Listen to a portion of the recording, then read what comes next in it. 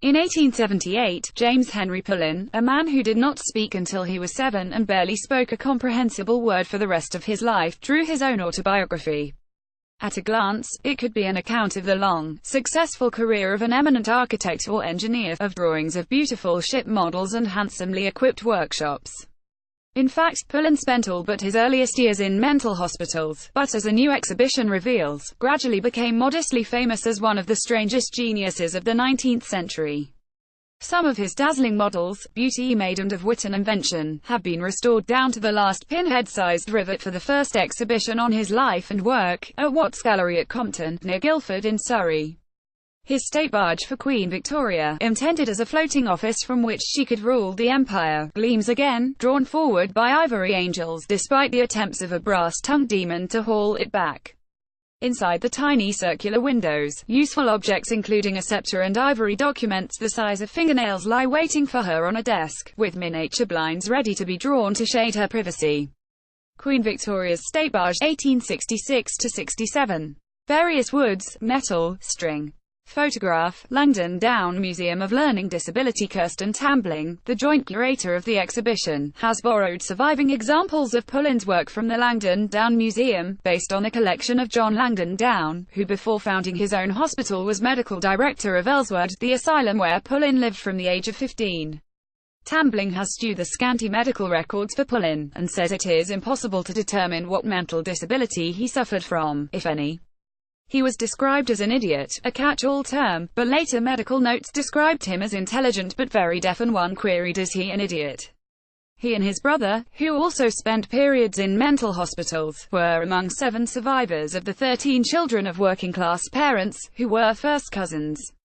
Pullen's autobiography portrays his mother as a remote figure, handing him over to an asylum for children at the age of 7, apparently without a backward glance. When he was moved to the newly built Ellswood in Surrey, one scene shows him in tears of despair. He spent the rest of his life there but was highly regarded, paid a salary for designing and building furniture for the asylum, and provided with an excellent workshop for which he designed a mobile bench that could be raised into better light. Design for a musical boat, 1869. Pencil and body color on paper copy. Photograph, handout, Langdon Down Museum of Learning Disability. Although Pullen would never get any further than the pubs nearest the asylum where he sold tea-aprons and brooches for the price of a few pints, his beautiful boat sailed much further. He even met the Prince of Wales, who sent him ivory and precious timber as materials. The state barge and his magnificent model ship named Princess Alexandra in honor of the royal wedding of 1863 launched on the pond in the asylum gardens in front of invited patrons and locals, as well as the hospital brass band and all the residents, were exhibited at the 1867 Paris Exposition Universelle.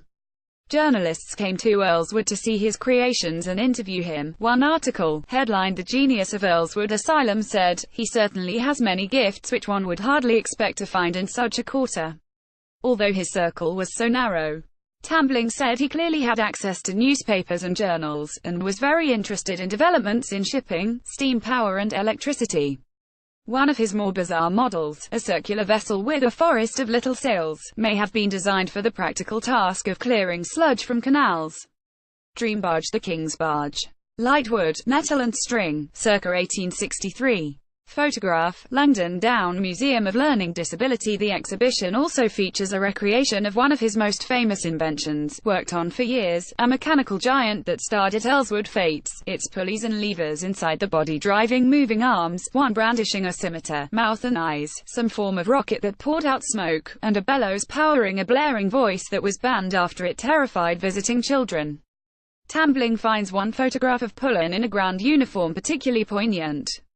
Apparently he alarmed the authorities by announcing that he intended to marry a woman he met on one of his outings. They had the uniform made and told him he could not be appointed an admiral if he married and left. He accepted the brass-buttoned uniform and lived on in the asylum until his death in 1916. We have no idea who she was, but could he really have left and lived happily in the real world after so long in an institution? Tambling wonders. And if he had, would the wonderful inventions have stopped? James Henry Pullen, inmate, inventor, genius, at Watts Gallery, Compton, Surrey until the 28th of October 2019.